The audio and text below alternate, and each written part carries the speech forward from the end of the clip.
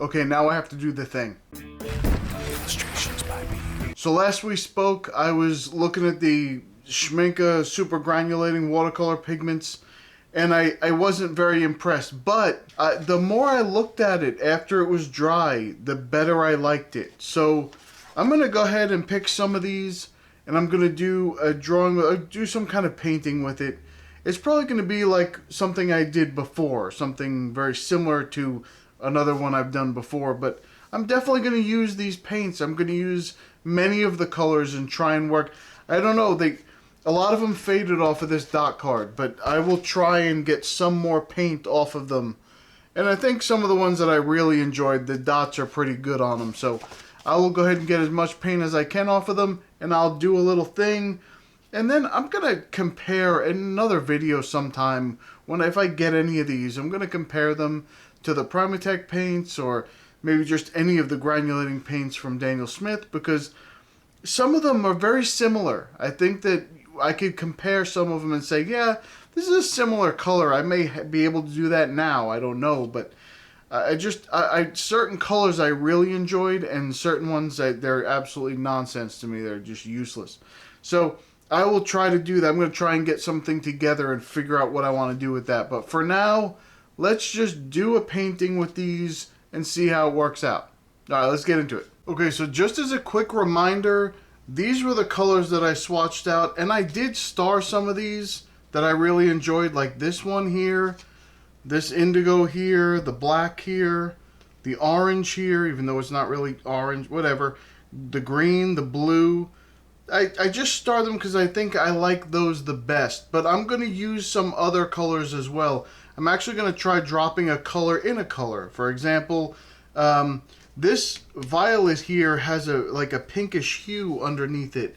I may drop this one into this one to see what it does, or vice versa. Maybe drop this one into this one just to see how it spreads around. I'm not really sure exactly what I'm going to do yet, but we're just going to get into it, and I'm just going to experiment as much as I can with these and do a little drawing with it. So hopefully you enjoy the process and you can see what this is going to do on a regular watercolor paper. This is a very rough press paper. This is the Arches Rough, which is already, the regular Arches cold press is rough for some people. So this is very rough. So I'm going to use this, and generally speaking, you use the granulating paints on the rougher paper because it has more little hills and valleys for that sediment to fall into and for the pigment to kind of collect in and show off the fact that it's a granulating paint.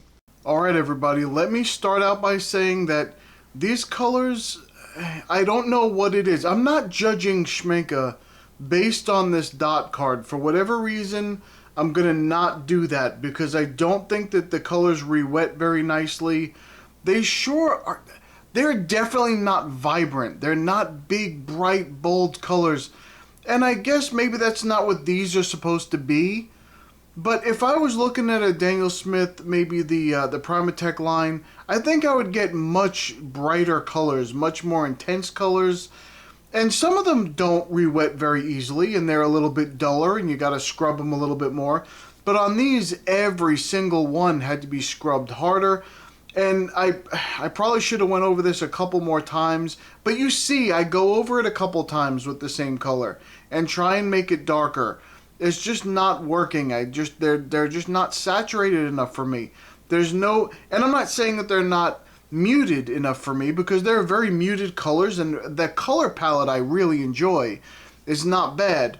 The thing is, well, except for those greens and yellows that, you know, I mentioned those already in the last one, but the thing is, they're not very vibrant. They're not, if I want to dilute something, if I want to water it out and make it a little bit duller, I'll do that myself and build up layers if that's what I want to do. But I hate when I cannot get intense enough, when I'm trying to make a large contrasty area and it just will not contrast. So that's what ended up happening to me here. I'm not knocking them. I'm not saying all Schmincke paints are like this, because so many people love these Schmincke paints. Not these ones, but Schmincke in general. That's their brand, their go-to brand, and they absolutely love them. So I'm not judging them based on these dot cards. But I might have to get their regular set of dot cards and see if I can get any more vibrant color. I also don't use just standard wet paint from the tube. I'm not doing that. I'm using dried paint, and the dot is exactly how I'd use it. I'm using it usually in a pan, dried. That's how I like to work, because I like to go around with things and not worry about getting paint everywhere and not putting down too much. And I like the dried paints in the pans, and that's how I like to work. So if I had to be judgmental of these in any way, I would say these are not for me.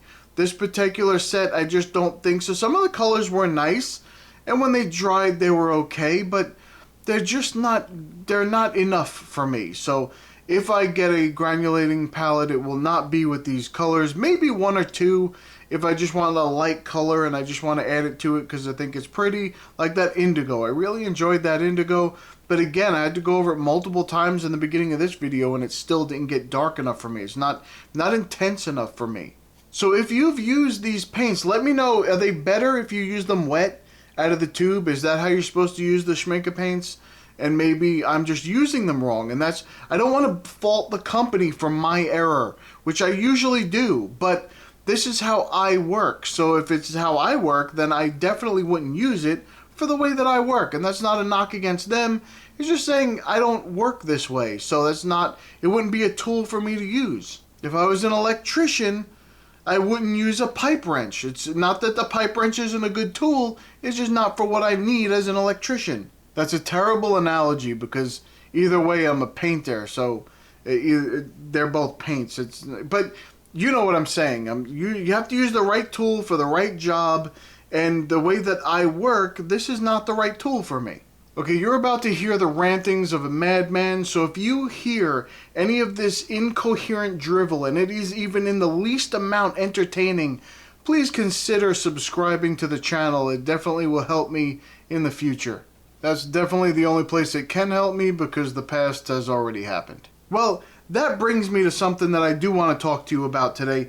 Have you ever seen those videos where people say, and I think I've mentioned this before, I probably have, I mention everything 100 times.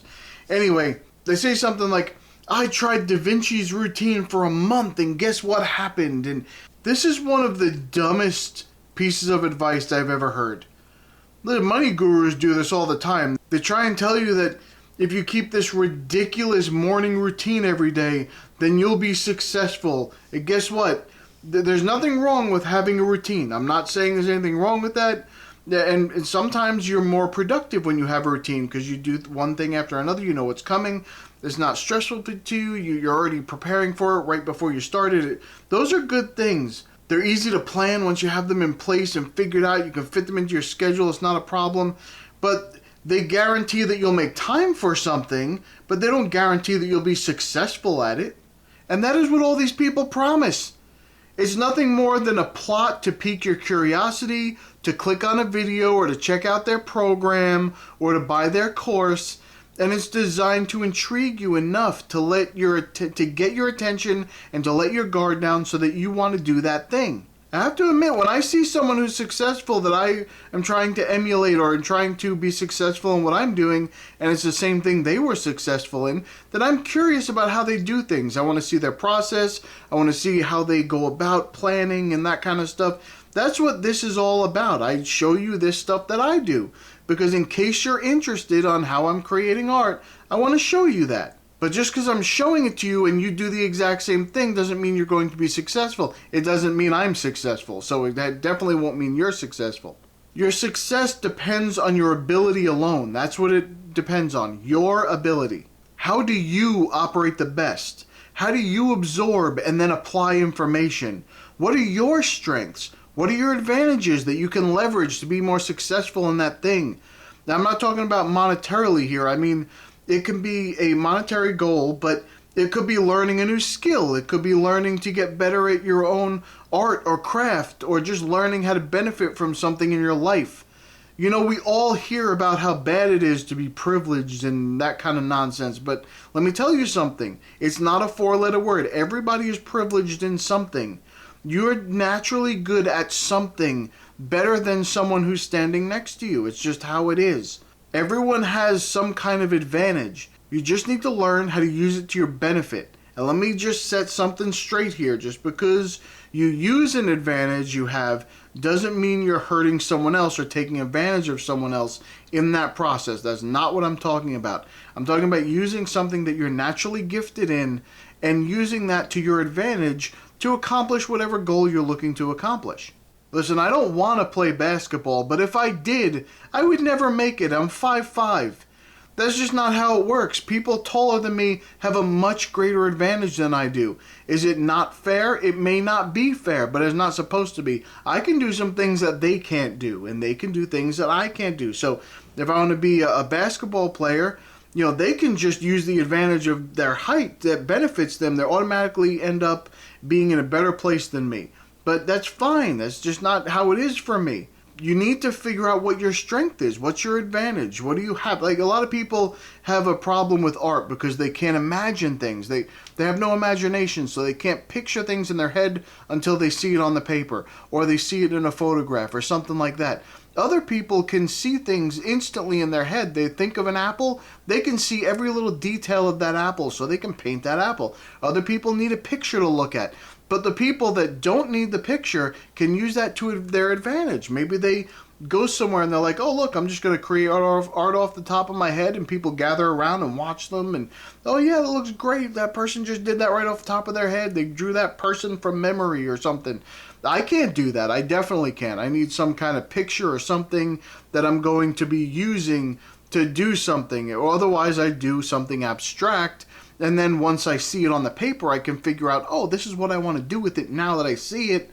And then I can change it and tweak it the exact way that I want to make it look how I want to make it look. Maybe you have a natural ability to hear a melody and replicate it easily on an instrument. I know I have a friend who, that's what he does. If you give him, he plays drums and he also plays guitar and sings and stuff, but he's a great drummer.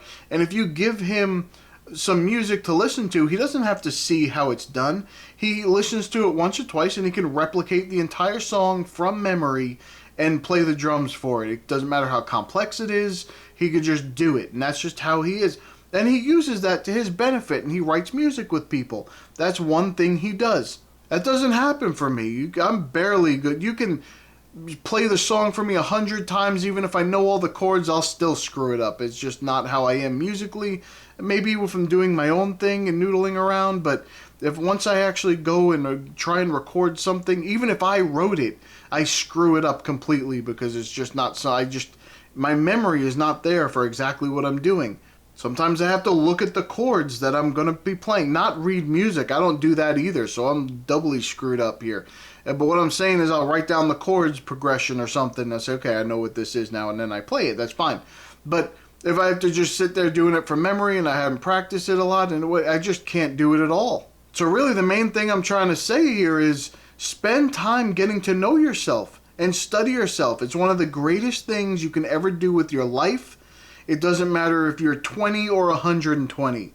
It's always a good idea, and it's never late to take a look in the mirror, be honest about it, don't lie to yourself, find out what faults you have, and you can improve on them, fine, but find out what you're good at. Find the thing that you're great at and improve that. And let me tell you why.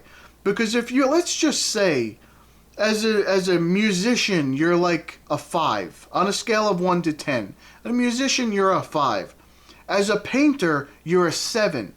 Well, I would tell you to focus on improving your painting. You can take that 7 and bring it to a 10.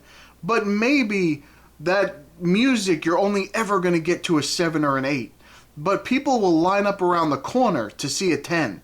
So focus on your strengths and make sure that they blow your weaknesses out of the water. The people don't even care about your weaknesses because of how good your strengths are.